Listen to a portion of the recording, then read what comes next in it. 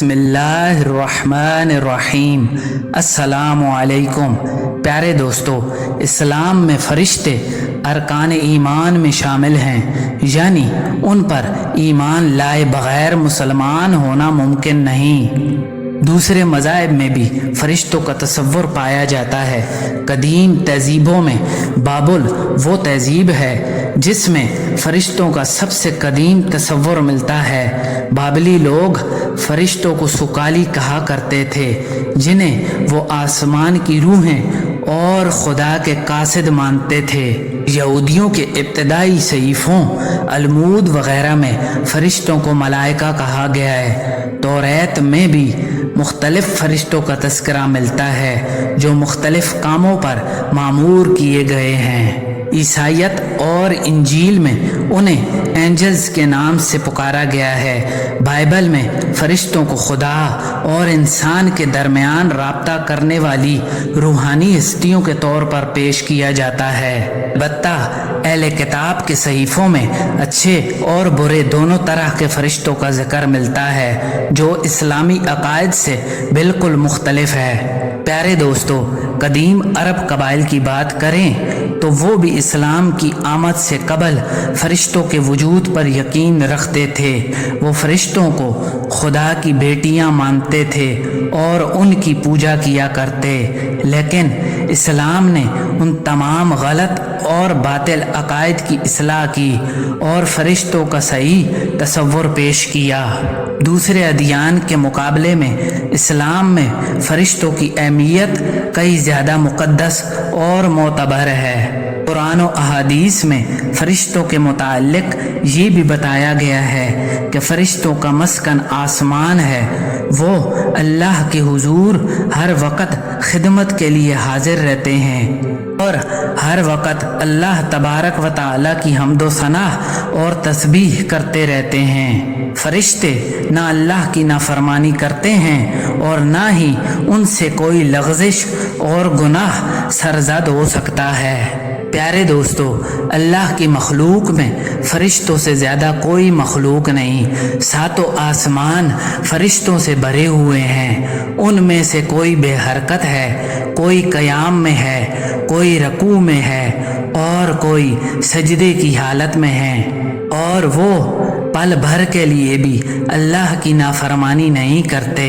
مختلف فرشتے مختلف کاموں پر متعین ہیں۔ کوئی نامہ اعمال لکھ رہا ہے، کوئی جنت و جہنم کا محافظ ہے، کوئی موسم و آب و ہوا کی ذمہ داری اٹھائے ہوئے ہے، کوئی روح قبض کرنے کے کام پر مامور ہے، کوئی آسمانی دنیا میں اعلان اور رزق و برکت تقسیم کرنے پر لگا ہوا ہے، اور کوئی اس دنیا میں اللہ تبارک و تعالیٰ کا پیغام پیغمبروں تک پہنچاتا تھا۔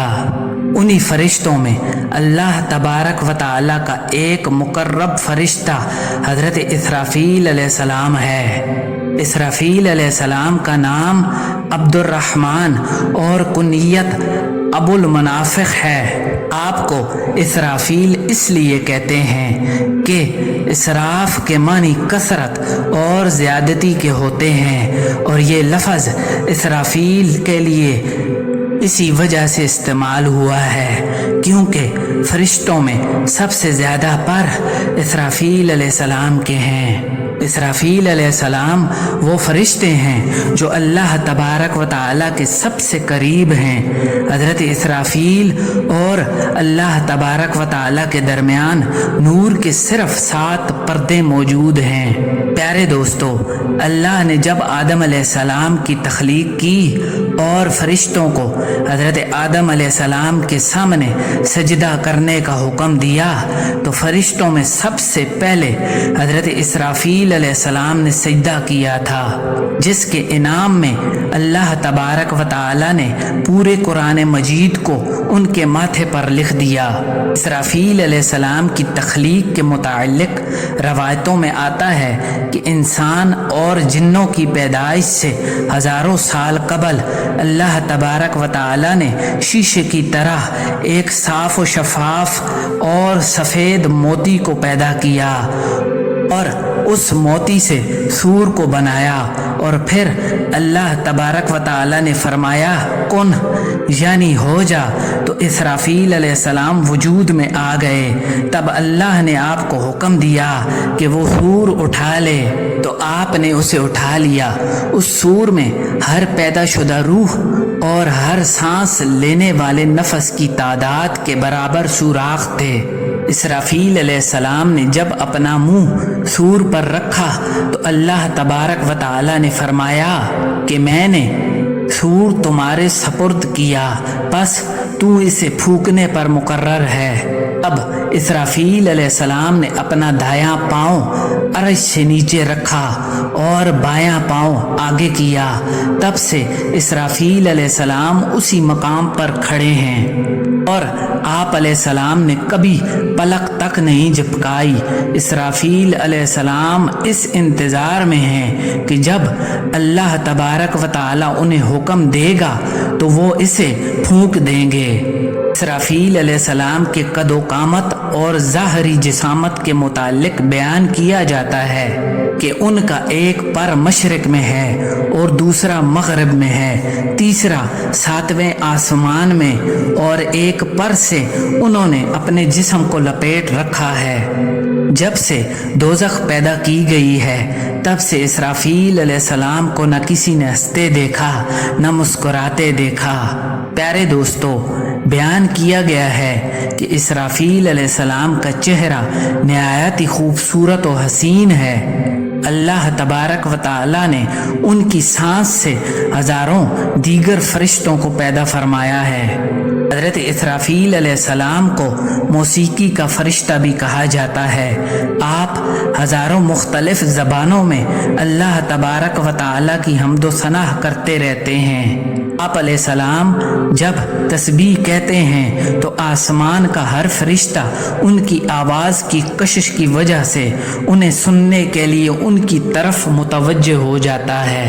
امام اوزائی نے لکھا ہے کہ اللہ تبارک و تعالیٰ کی مخلوق میں اسرافیل علیہ السلام سے زیادہ خوش آواز کوئی نہیں۔ آپ علیہ السلام آسمان والوں کے مؤذن ہیں۔ آپ 12 گھڑی رات میں آذان دیتے ہیں۔ اس آذان کو آسمان اور 7 زمین والے سنتے ہیں، مگر جنات اور انسان نہیں سن سکتے۔ ایک روایت کے مطابق اسرافیل علیہ السلام ہر روز 3 مرتبہ جہنم کی طرف دیکھتے ہیں، جہاں وہ جہنمیوں کے دردناک عذاب کا نظارہ کرتے ہیں۔ اس عذاب کو دیکھ کر آپ علیہ السلام کی آنکھوں سے شدید ڈر اور غم کی وجہ سے آنسو نکل جاتے ہیں، جن میں اس دنیا کا تمام غم چھپا ہوا ہے۔ پیارے دوستو، اگر اسرافیل علیہ السلام کے آنسوؤں کا ایک قطرہ بھی زمین پر گر جائے تو یہ زمین ایک بار پھر طوفان نوح کی طرح سیلاب دیکھے گی، جو زمین پر موجود ہر پہاڑ و درخت اور بستیوں کو بہا کر لے جائے گا، لیکن اللہ تبارک و تعالیٰ کے حکم سے وہ آنسو زمین پر نہیں گرتے۔ اسرافیل علیہ السلام کا ذکر اسلام کے علاوہ دنیا کے مختلف مذاہب اور تہذیبوں میں بھی ملتا ہے۔ قدیم مصر میں ڈوما نامی فرشتے کی کہانی مشہور تھی، اور مصریوں کا ماننا تھا کہ ڈوما اہل بہشت کو موسیقی سناتا ہے جس کی آواز نہایت ہی میٹھی ہے۔ اسرافیل علیہ السلام کا سور پھونکنا ہندو مذہب میں شیوا کے اس عمل سے بھی مشابہت رکھتا ہے جہاں وہ اپنا شنکھ بجا کر انسانوں کو فنا کرے گا یا زندہ کرے گا۔ عیسائیت اور یہودیت میں اسرافیل علیہ السلام کو رافائل کہا گیا، جس کا ذکر یوحنا کے انجیل میں آرک اینجل کی فہرست میں ہوا ہے۔ رافائل خدا کے مقرب فرشتوں میں سے ایک ہے جو خدا کی قدرت سے خدا کے تخت کی حفاظت کرتا ہے۔ طوفان نوح کے بعد نوح علیہ السلام کو رافائل نے ہی ایک صحیفہ دیا تھا جسے اسلام میں صوف اولیٰ کہا گیا ہے۔ प्यारे दोस्तों, अहादीस और रवायतों में कुर्ब क़यामत सूर फूंकने का मंज़र कुछ यूँ बयान हुआ है कि जब अल्लाह तबारक व तआला हुक्म फरमाएगा, इसराफील अलैहिस्सलाम सूर फूंक देंगे। सूर की आवाज़ इस कदर खौफनाक होगी कि हर जिंदा चीज़ कांप उठेगी, यहाँ तक कि उस आवाज़ को सुनकर शैतान और उसके चेले भी भाग खड़े होंगे और पनाह लेने की कोशिश करेंगे। आसमान फट जाएगा, पहाड़ रेजा रेजा हो जाएंगे, सितारे और सैयारे गिरने लगेंगे, हर तरफ अंधेरा छा जाएगा और कायनात की हर चीज़ फना हो जाएगी, यहाँ तक कि खुद इसराफील अलैहिस्सलाम और तमाम फरिश्ते भी फना हो जाएंगे और सिर्फ अल्लाह तबारक व तआला की ज़ात बाकी रहेगी। फिर जब अल्लाह तबारक व तआला चाहेंगे, इसराफील अलैहिस्सलाम को ज़िंदा फरमा देंगे। फिर आप अलैहिस्सलाम दोबारा सूर फूंकेंगे और फिर तमाम मखलूक दोबारा अपनी अपनी कब्रों से उठ खड़ी होगी। प्यारे दोस्तों, उम्मीद करते हैं कि हमारी आज की वीडियो आपको ज़रूर पसंद आई होगी। वीडियो को लाइक और शेयर करना ना भूलिए और मज़ीद इस तरह की मालूमाती और इस्लामिक वीडियो देखने के लिए हमारे चैनल इस्लामिक लाइट्स को ज़रूर सब्सक्राइब कीजिएगा। मिलते हैं एक नई वीडियो के साथ। अल्लाह निगहबान।